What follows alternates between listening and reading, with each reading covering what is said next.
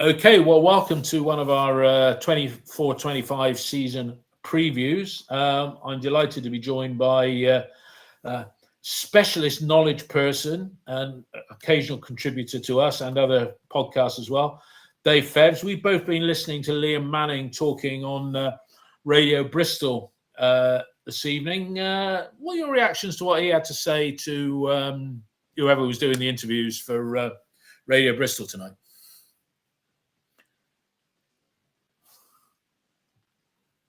Hello, Dave. I thought it was as expected. I don't think we learned anything massively new. I think, as particularly, in pre-season, we're looking to go into it, and Liam's fairly optimistic about things, and I think, I think as fans, you always want to be that way as well. So yeah, I think it's just a good little precursor to the season starting on Saturday for us. I mean, how much of the pre-season action have you seen, Dave? Because I was there on Saturday. I know you've been enjoying yourself down in Devon or Cornwall, wherever it is. But have you caught much to make an informed judgment yet? I've caught 3 of the 5 games. So I've caught the ones that were on, the 3 that were on Robin's TV. I've managed to catch, and obviously as much highlights of any of the other couple of games that they've put out as well. So yeah, whether it's a well-informed view or not is difficult to tell. I think you can always read too much and too little into pre-season. So probably going to be a night of kind of sitting on the fence, I think, a little bit, Dave. So apologies if that's not exciting for the listeners.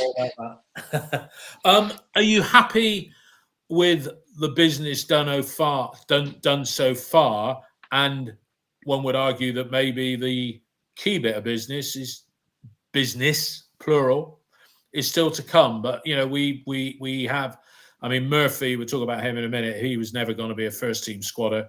But Stokes, Bird signed in Jan, but now part of the team, part of the squad. And then Hirakawa, Falimaulu, and Spencer Armstrong. Are you happy with the business so far? Yeah, I think generally I'm positive about the players we've signed, Dave. I think if we go through the one by one, starting off with Fally, who's just turned 22. I think he's got a bit about him. When it was, can't say I'd heard of him beforehand, but as soon as his name started getting banded around by the foreign Sky outlets, then I'm straight on trying to watch video, compile some stats and things like that. And I think he looks a useful player. I think from looking at the 2 pre-season games before Saturday, I think he'd struggled a bit. But I think most people kind of who I've seen post on Twitter, on OTIP since the weekend, suddenly start to see a little bit more about what Fally's about. So I think he might take time to settle. Liam wants him to hit the ground running. We all do as well. But so I think he looks a useful player. I think with all these, we're in a certain market, aren't we? And these are the kind of players that we're gonna be attracted to. And therefore, as fans, I think we have to kind of understand that as well. Then we go on to Hirakawa, who I've had heard of before, because I did hear a little rumor back in about, I think it was early April, that we were scouting in Japan. So I started to watch a lot of J-League football, or highlights at least. How does that rate as a standard? I mean, is it League One, League Two standard? Is it high contact? Is it? I mean, I always think the closest league to us is maybe Bundesliga, be that Bundesliga 1 or 2. But what's your view of J-League? J-League's pretty decent, David. It's probably a little bit strung out. So I think the top half of the J-League, I'd say, is definitely comparable with the Championship. Bottom half is probably more League One, maybe even League Two. But certainly, and the side that we've signed in from, Machida, they're top of the league. And having been promoted last season as well, so they've come on great guns. And Hirakawa, has been one of their best players. So yeah, he looks really useful. You got a good send off, didn't it? I mean, we're going to have a whole new nation having to cope with the vagaries of merchandise availability, aren't we? Yeah. Yeah, too right. Yeah, yeah. So I think he looks good, and once again, it's only snippets from the the Robins Uncut stuff from the time he was out in Portugal. He looked really, really sharp in those little training videos they put out. You could temper your enthusiasm a little bit because it'll be showing him in the best light. But I think if you look at that, you think, well, there's a footballer in there. He's no mug. So that's a positive sign as well. A bit keeping with him and picking up on what Liam Manning said. I mean, he's back from Japan. I didn't like the fact that, I say didn't like, I was concerned is the right word for words, that he described his ankle as still looking a bit puffy and they don't know the extent of his injury. And he wouldn't be, as you would expect, Liam wouldn't be committed on when he'd come back. But I don't think we'll see him this side of the first international break. Do you? I've got no idea on timescale, Dave. I guess tonight's news was probably not as good as the news that was coming out a week, 10 days ago, where it was, it's just bruising, and we were seeing you in training for Japan, over in France as well. So that's less positive on that front. But if it is just some swelling to go down, there's no other damage, then he could be back relatively quickly. They deal with these things quite quickly. Swelling after 2 weeks, and you'd expect the Japanese to be quite sophisticated with their techniques and what have you. Yeah, and who knows whether he's had a reaction to doing training, and therefore it's puffed up again after that. So I guess that'll be he could have been pushing himself too hard to get in contention for the quarterfinal that they lost at the weekend against Spain, of course. Yeah, so there's always that side. Yeah, that's right. And I think puff's going to be the new word for injuries this season. So puff the magic dragon. Early. That's got a whole load of connotations for those of us. That are it is. It's not just not quite a nice little nursery rhyme, is it?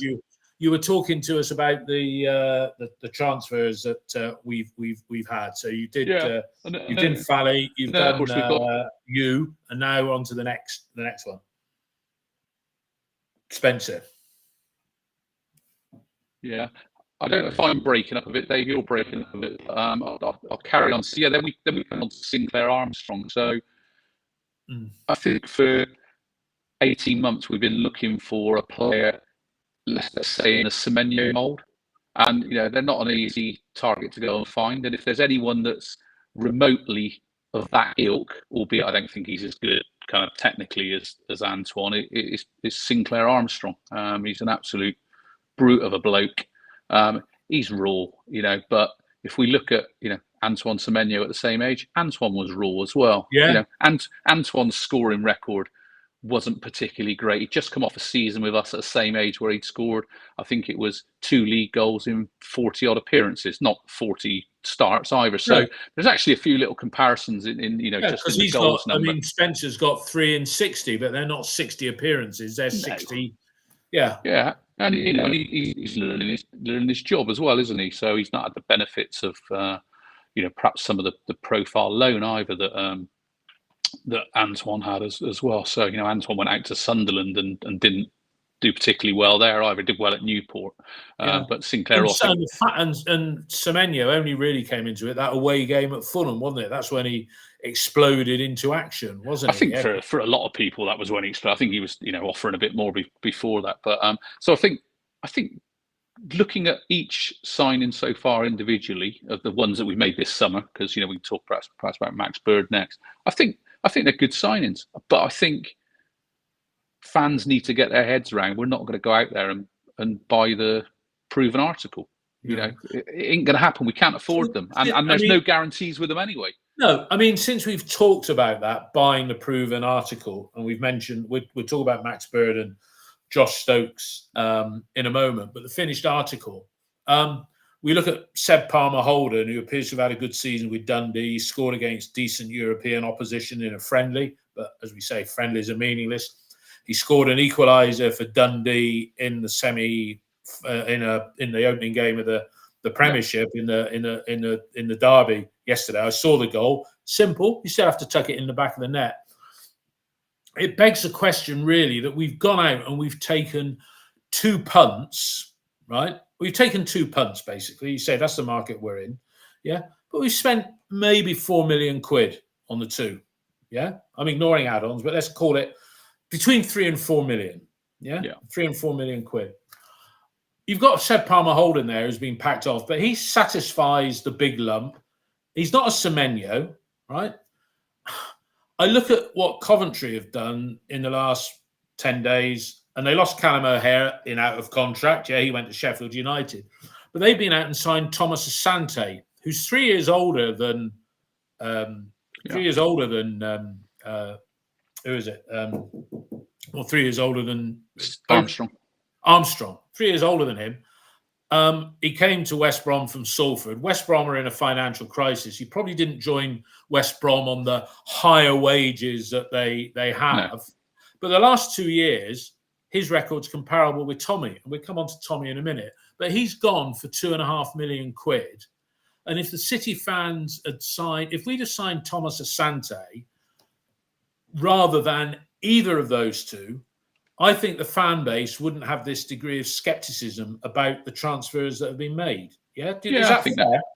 And what would you have said? What would you have said? I mean, you analyse things to the nth degree. What would you have said if they'd have signed Asante and paid 2.5 million, a published fee, which is what Coventry have paid?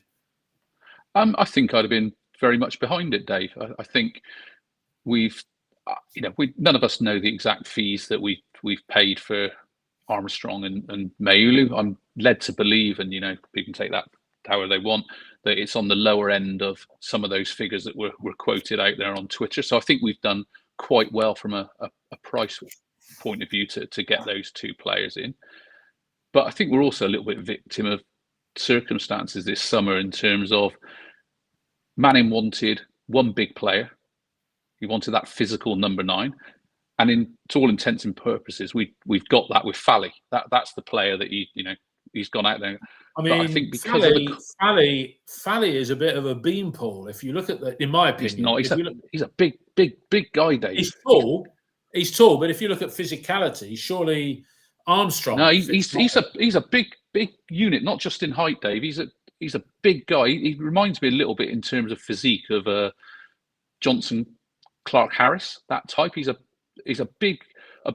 I'm only basing having physically seen him at Ashton Gate in the flesh rather than watching him on TV. Yeah, I hear what you're saying. Maybe comes across different. That, but I look at him and I see Armstrong as a unit and this guy as quite gangly.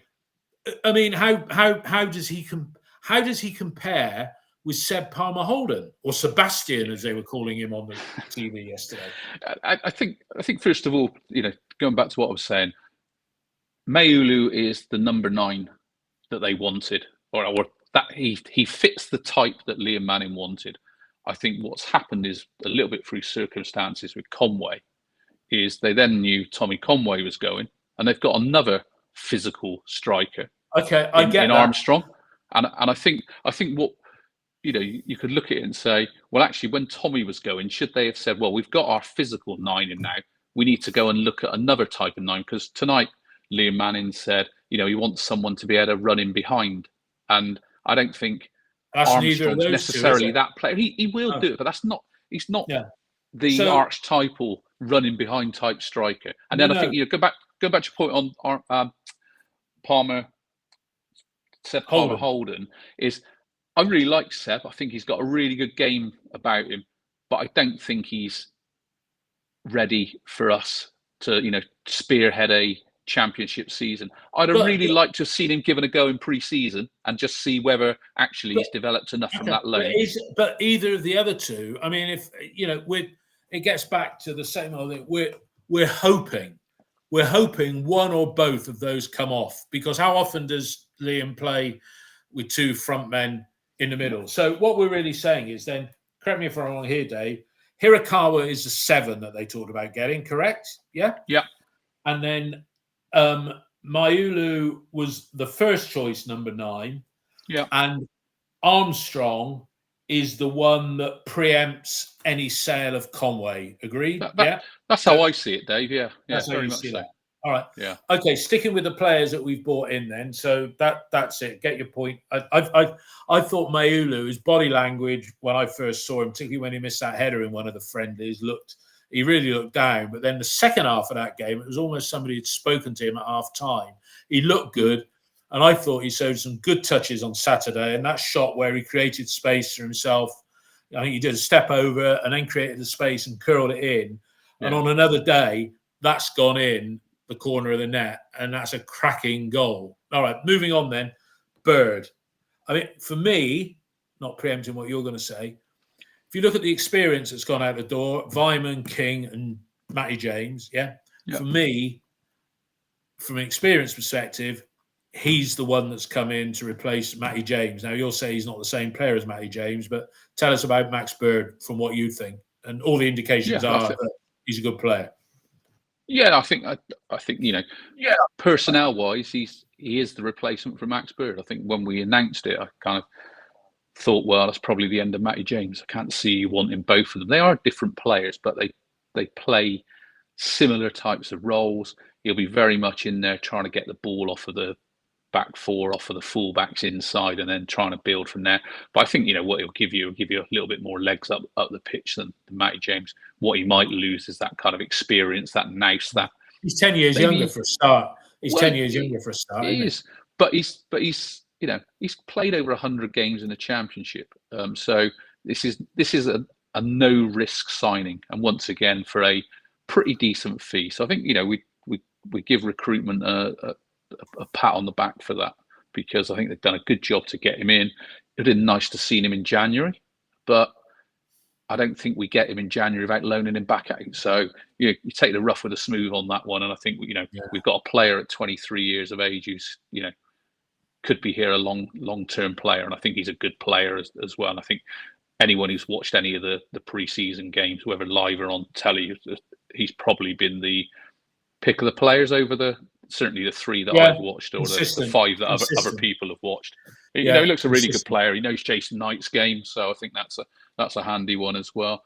And I think I don't really count Andy King anymore as being kind of a player we've lost. So I don't think that's particularly a loss. Thanks Andy for the service he gave us, and I think he's done some good things at the club in the time he was here.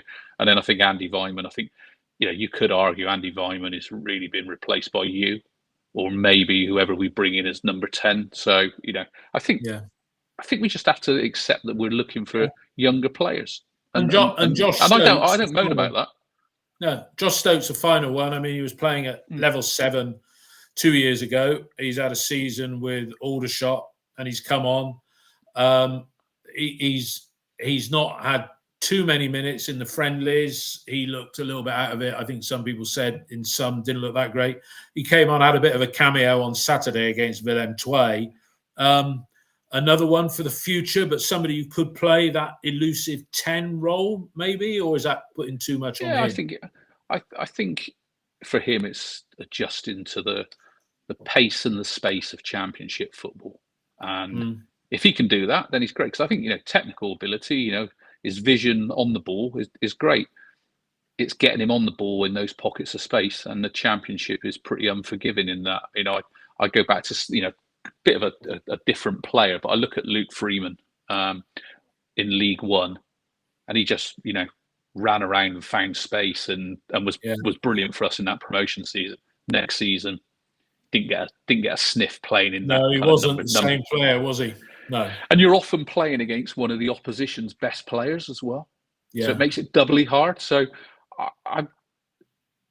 it wouldn't worry me if Josh Stokes didn't play at all this season. But as long as he develops his own game and gets better, then that's the kind of win for me on that. If he gets minutes for us, even better. But I don't see him as being the answer. I see him being an understudy to whoever we sign to play that position, whether it be Scott Twine or someone else. Yeah. And I think he'd be also battling out minutes with someone like Mehmeti playing in there as well.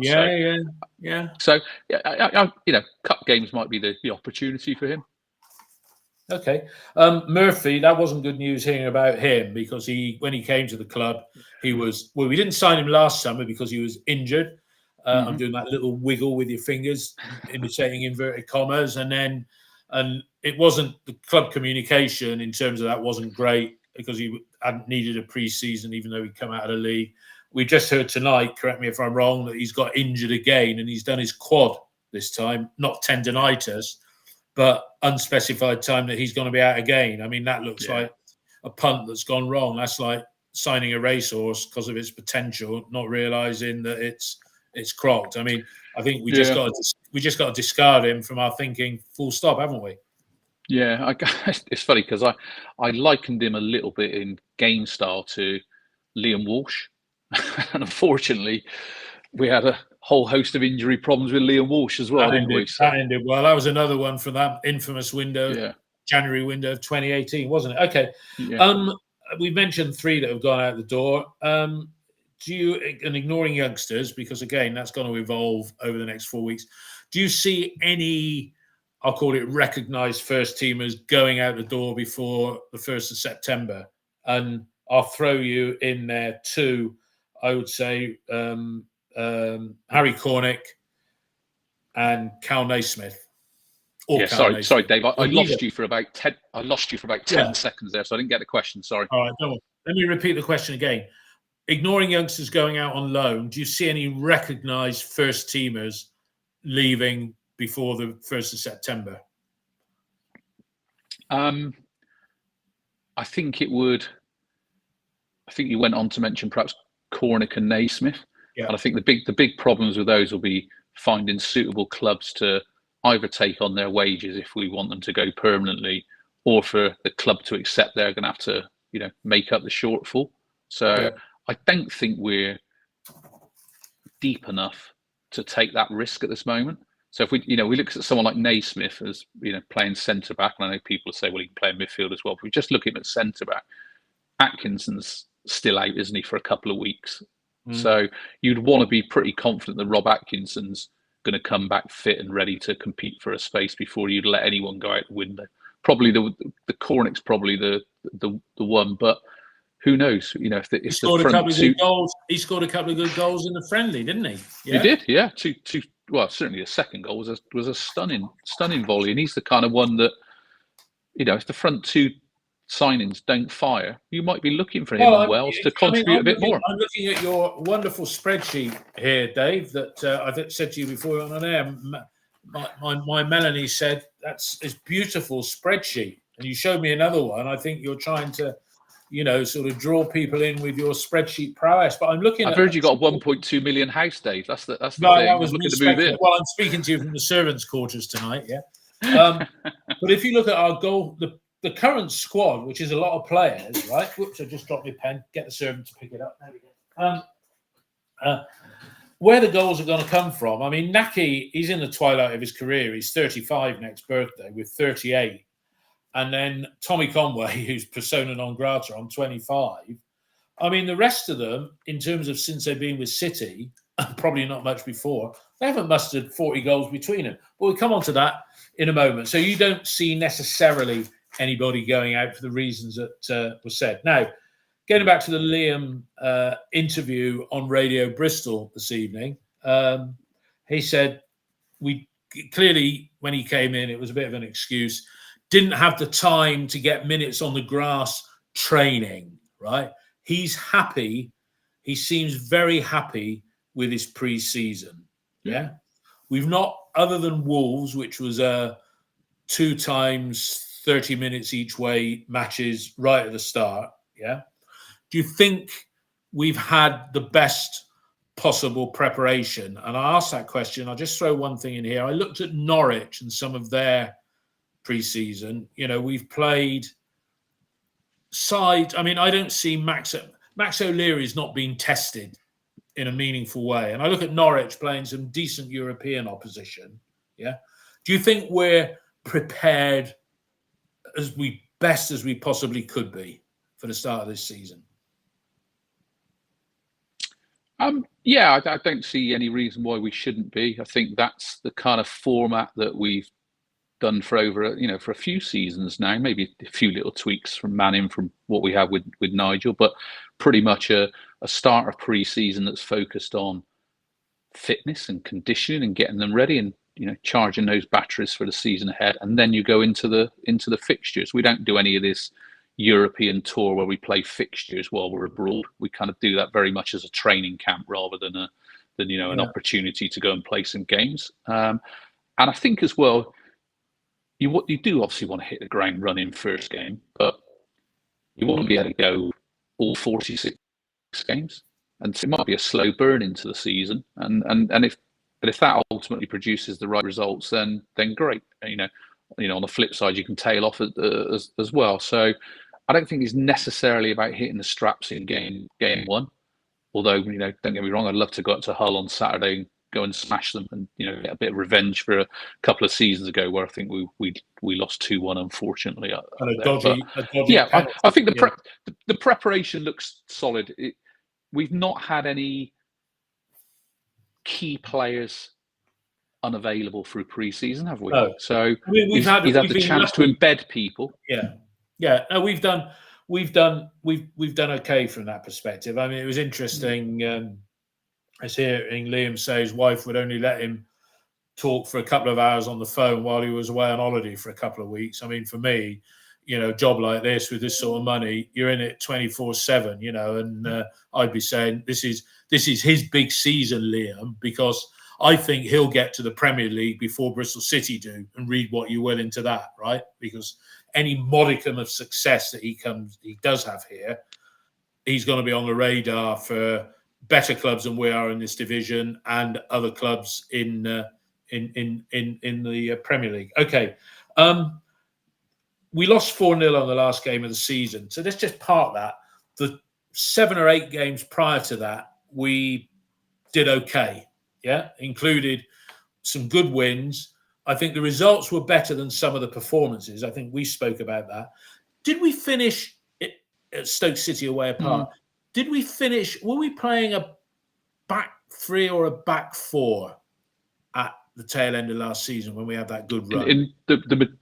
If it wasn't all of the games, I think it was all the games bar Sunderland away where we had a couple of injuries. I think Dickey might have been out, or Viner was out. One of the two was out, and we did play a back 4 with Roberts. But I think pretty much every game from that kind of Easter period onwards, we played a back 3. We played some wing backs, and we played 2 10s behind the back striker. 3. Correct me if I'm wrong here. Would have been Viner, Dickey, and Roberts. Yeah.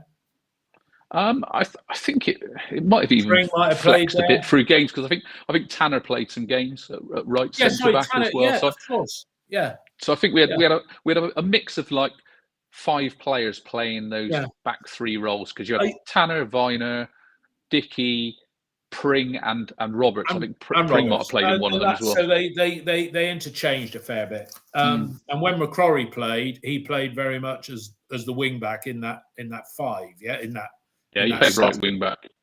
Okay. Do you think it's strange? I mean, because pre-season you try stuff out. Do you think it's strange that the so-called, and I get it, you change formations, but the game against Hull is coming up in a week, and everybody said, right, the team that plays Willem II is pretty much going to be what lines up against Hull, yeah? And we lined up with quite a strict back 4, yeah? Which was George Tanner, Zach Viner, Rob Dickey, and Cam Pring. All players that are worthy first picks in a 4. Agreed?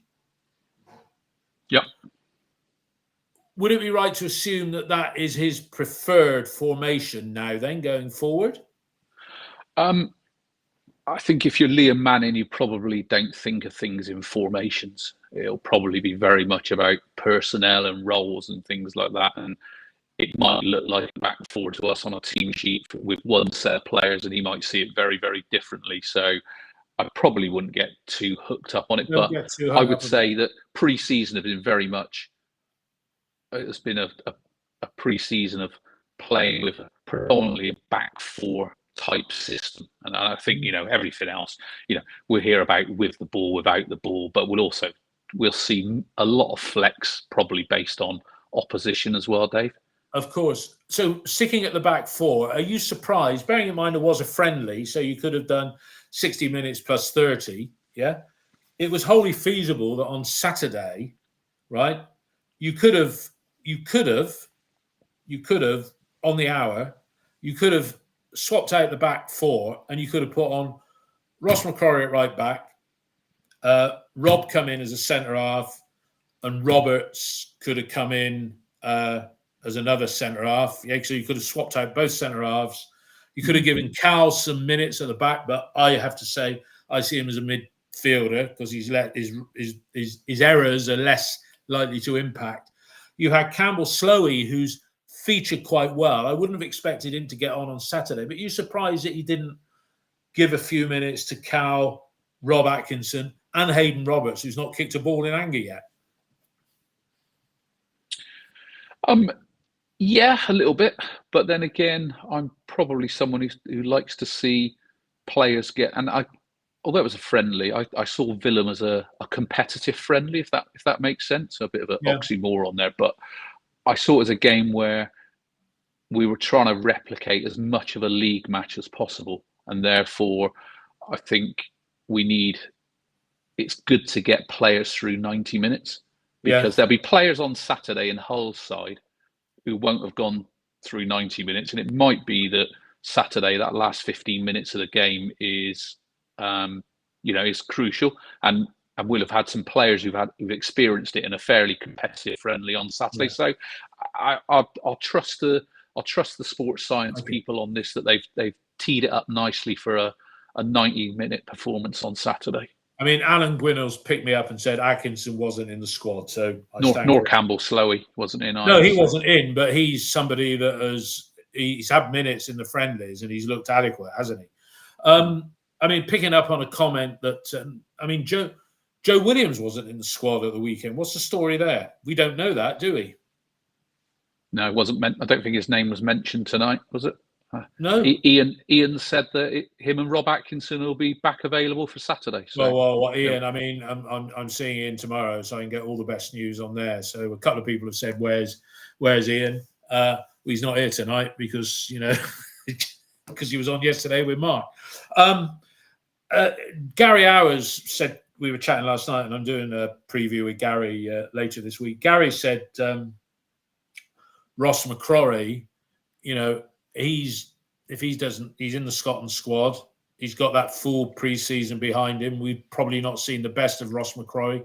I've seen him playing that wing-back role in the friendlies, and he looked pretty perky up there.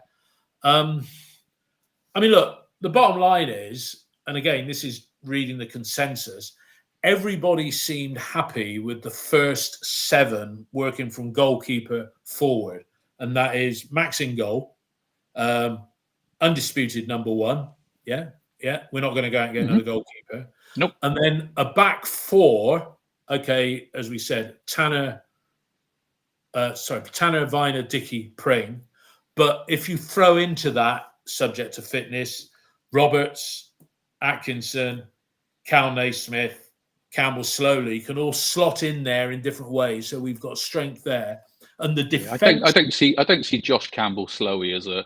No, I'm just saying he's a body. A true first team option. No, but he's a body. He might get some minutes, but we've got enough. He's not coming in Dave to do that. Yeah, role. We've got enough flexibility, though, without dropping down to Josh Campbell Slowey. We've got enough flexibility to do a 3 or a 5 at the back. Yeah. Without question.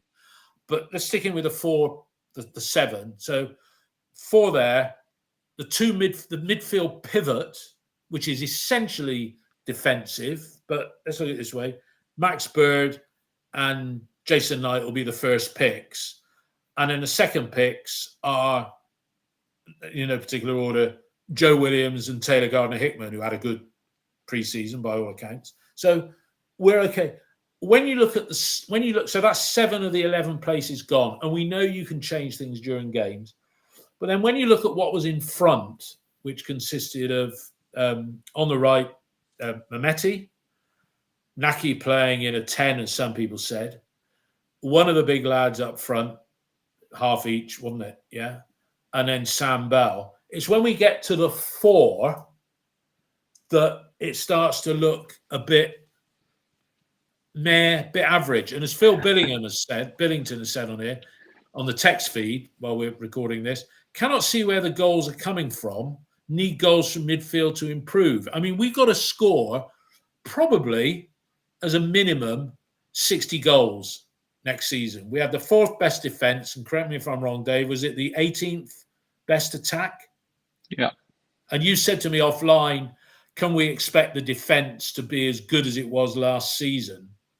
And, that's question mark. Where are the goals going to come from? That's an even bigger. And that front four, should one of those be a three? Because of 3-5-2 and 4-4-1-1 and all the rest of it. What is best going forward? And if Twine is so bloody integral, right?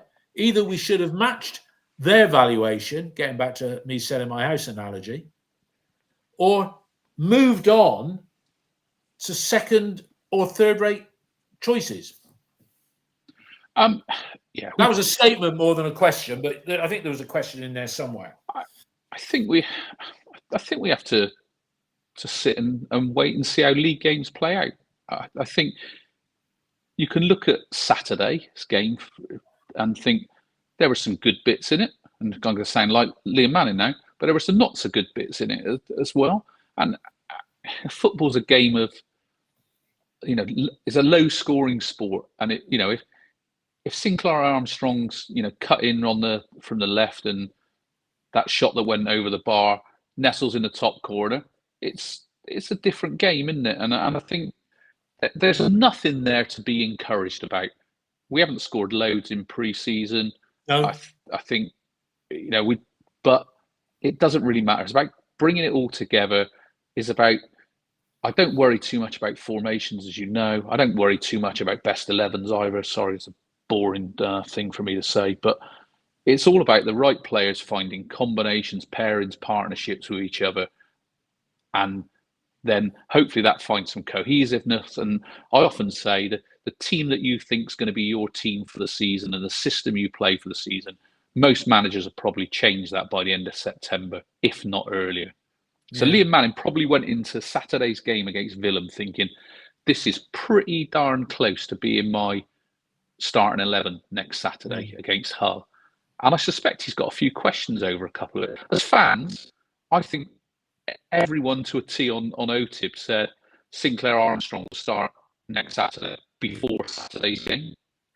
And yet Fally's now given people a bit of a different thought because Armstrong probably didn't play quite as well and Fally did better than previously. Yeah. So probably Manning's having similar thoughts as well. Sam Bell probably didn't do himself any favours.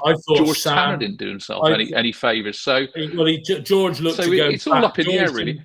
George didn't show anything on the offensive, but I don't see him lining up against Hull.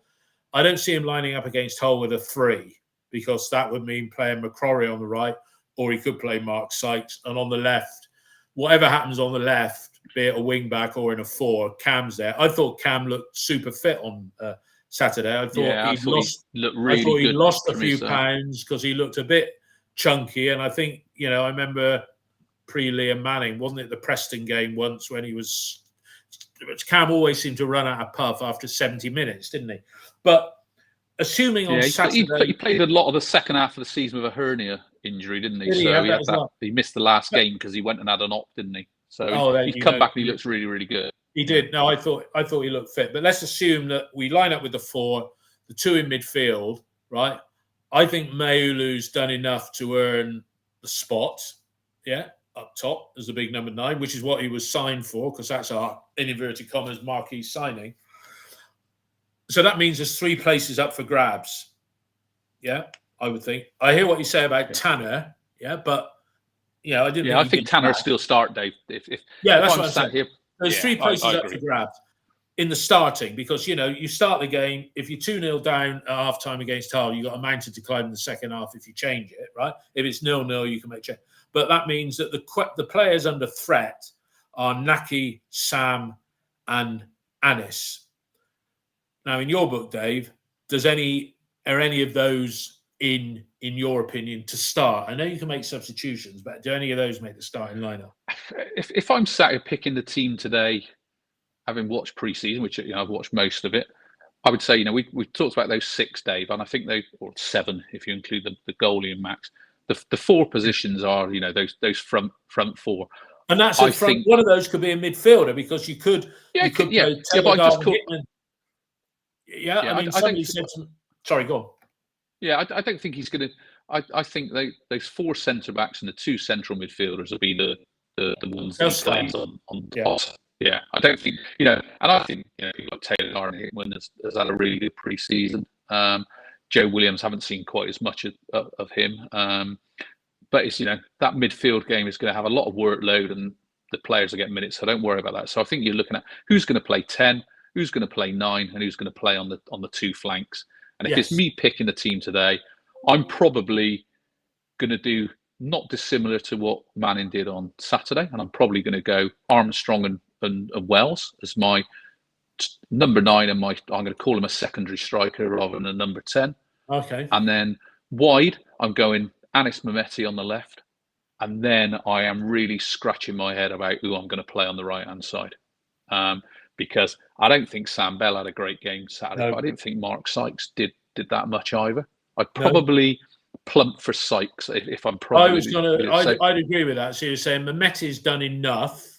Yeah, I thought he was good on Saturday. I thought he linked really well with Pring as well. Yeah. So Sykes and Mehmeti can play on the left. Sam was, I think you've described him as almost slightly can look like a little boy lost sometimes, in certain situations, and he didn't help himself there. You sort of dissed Campbell Slowey as being, maybe even in the match day 20, if everybody's fit. But other players that are trying to get in, he's still getting nowhere near it, Dave, if everyone's fit. Yeah, players that are trying to get into contention that could be that player that makes the difference, the magic dust. Yeah, Raekwon Nelson, Elijah Morrison, Eamon Benarous, who I think scored and got 50 minutes on Saturday, and Josh Stokes. None of them are going to feature on Saturday. Do you see? Well, I don't know, Dave, because Stokes was in the 20 on Saturday. Okay. I think the big question is what happens with Atkinson and what happens with Williams. Because if both of those come back into the 20, he's that's out. 2 from. Atkinson's out, isn't he? Sorry, yeah. So no, I don't know if Atkinson's out, but if Atkinson, he is. Yeah, he is. Yeah, he's out for a couple of weeks. So you've got Joe Williams to come back in if he's fit, and if he does, someone's got to drop out. And it wouldn't surprise me if the player that misses out is Josh Stokes, purely on a bit of an age thing. But we'll see. But then you're then looking at who's coming in behind that. So if you're talking about Nelson, who's probably the most further advanced from boosting their claims from pre-season, then that means someone else has got to miss out. So who are we leaving out? And that's the question. I think their time might come. So Tuesday against Coventry, there might be 1 or 2 of them get some involvement in the 20 from that. But I don't think the 20 will be outside of the experienced players plus Josh Stokes to start with. Might be wrong. Do you think? I mean, if you took 3 contenders, do you think, or 2?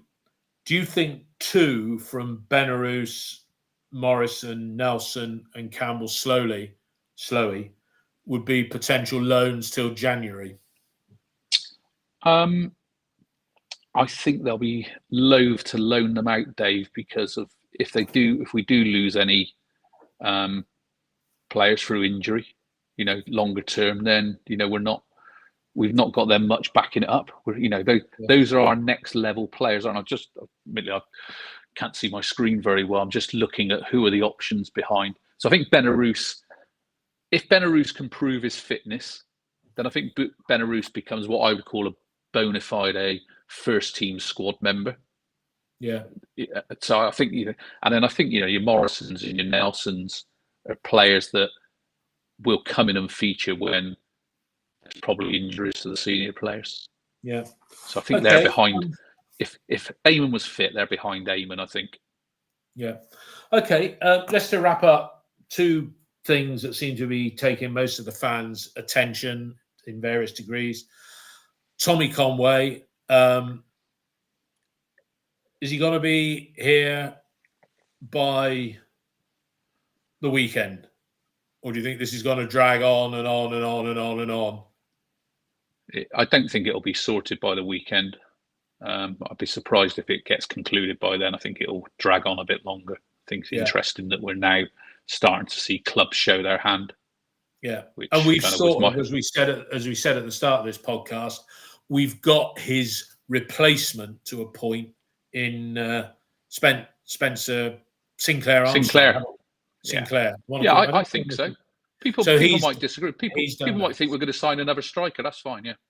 I don't think we will sign another striker. I don't, but you know, I mean, Jay Stansfield's name gets bandied about, but he's too pricey, and you know, where's he going to fit in the structure that Liam wants to pay?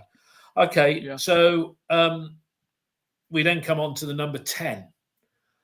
Do you think we've danced? And I know Ian's got views on this and what have you, but we should. And I put this as a post on OTID today.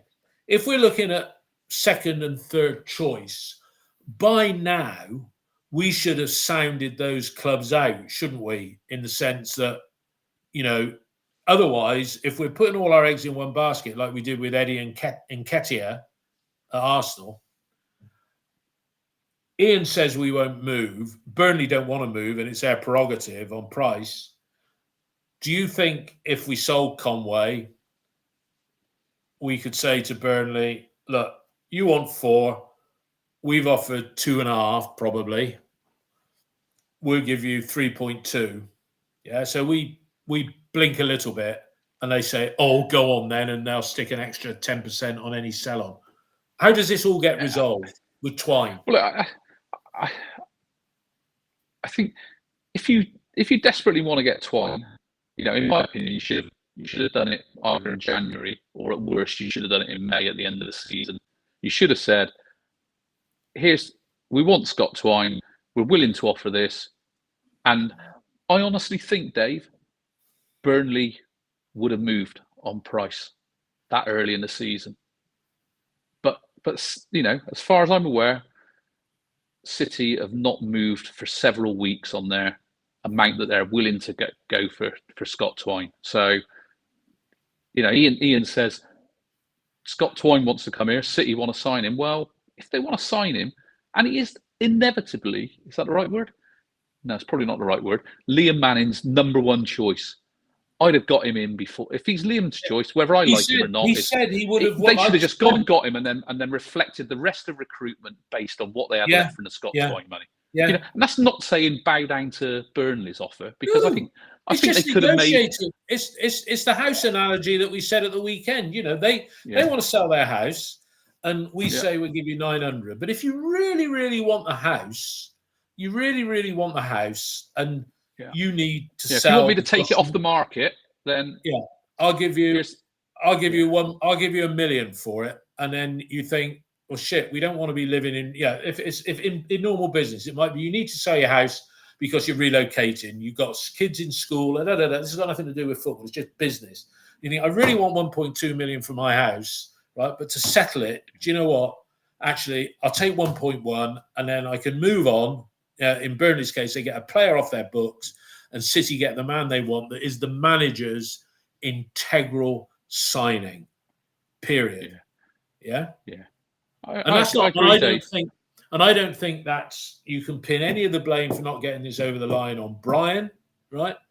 In fact, you know, I think it probably goes right to the very top. They don't want to move, right? There's limited funds, and we've got this impasse.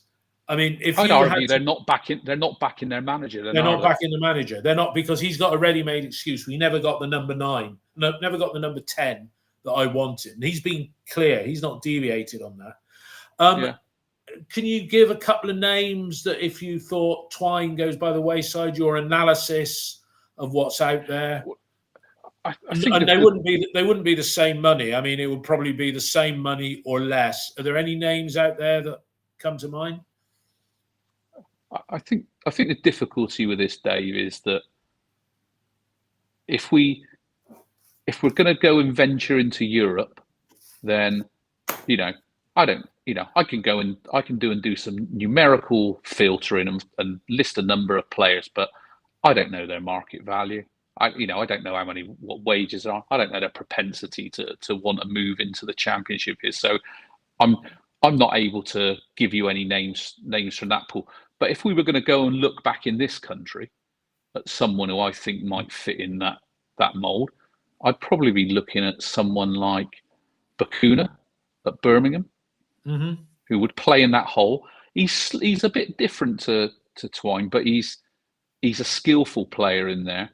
He's got an eye for a pass. He's got a decent shot on him. I think he scored 6 or 7 last season for Birmingham and a number of assists.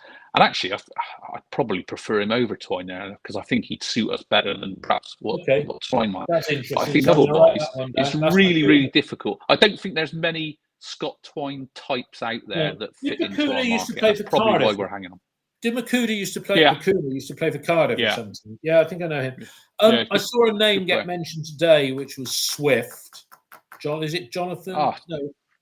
Yeah, Swift would be a great option. But my view is he's 29. Oh, didn't realise West Brom will want a fee for him, and I suspect his wages would go over the top. Alan's just said Bird at number 10. I think if you play Bird at number 10, you lose all the good things that we've signed him for, and that's to play that creative role from a deeper position. And you don't play Jason Knight in that forward position either, because he's not cut out. I wouldn't do, no. Right. You know, who knows Saturday, maybe that's what he'll do, but you certainly have 4 players play the number 10 on Saturday. Swift, no good at all. Swift's a really good player, Dave. Yeah, no, I'd say no good at all, but just not viable from that position. I'm just trying to think if there's any other players that I know that I would like. I mean, look, we've mentioned Asante who's gone to Coventry. You and I were talking yesterday. You said you're predicting a circa 14th position finish for City this season. Yeah, you're not going into it with a lot of confidence. I'm going to throw another name that was mentioned with us, and Cov got their business done in early on him. Jack Rudoni, Huddersfield. Yeah, I'd have gone for him over Twine at the start of the season, and I'd have played a bit differently. But I mean, look, at the end of the day, he's £4 million, Dave. So he in terms of if we're haggling over paying, we don't want to pay more than $2 million for Scott Twine. We're not going to pay $4 million for Jack Rudoni, are we? We could have had him for 300,000 from Wimbledon. Was 2.5 years ago. Jack Rudoni, Coventry? Did they pay £4 million, or was that $4 million? Including add-ons? No, I believe it was announced as like 6 million, Dave, and it's actually like 4 million plus add-ons. But take that with a bit of pinch of salt as you want. Collective, taking Max Bird as paid for in Jan, for want of a better description. But I think if we were sat here, instead of talking about that we've been out and bought in, Fally Mayulu and Sinclair Armstrong and Hirakawa, 3 players, I mean, City fans would be very, very optimistic if the 2 acquisitions that we'd got in the summer had been Asante and Rudoni. And I question how much. I mean, do Coventry play better wages than we do, or would you say they're comparable with your? I would have said they were up until about 18 months ago, before they sold Gyökeres and people like that. I would have said we're probably comparable, but someone told me the other week they're paying a lot more than us now. Okay, because if we'd have signed and they still couldn't convince O'Hare to sign. So no, he didn't know he's gone to Sheffield. But if we'd have signed Asante and Rudoni, City fans would have had nothing to moan about, because I think if we'd have signed Asante and Twine, I think 99% of City fans would have been absolutely delighted with that. I think the frustrations come that we're still deliberating, that we're still looking for Scott Twine. All right. It's a bit of a crazy situation, isn't it, really? It is, yeah. Dave, I know you've got to go off and give your views somewhere else, but it's been great having you on in a one-on-one. It's a hope that a pleasure, mate. It's a hope that kills. Will you be watching the game on Saturday? Because on Sky Plus, so my holiday finishes on Friday on purpose. So we'll have you. If we don't have you on in the first couple of games, we'll have you on with your views before the international break, maybe after the Derby game or something like that. But it's been great having a one-on-one and some and some debate. But thank you for your time. And those of you that have listened, there's about 50 of you at the moment. No publicity on that. So thanks a lot for listening. It's out on YouTube, obviously, and I'll upload it to the pod platforms. I'm doing another one tomorrow night, Tuesday, probably upload it Wednesday with Gary Hours. And if anybody is interested in coming on, DM me on our Twitter account, Forever Bristol One.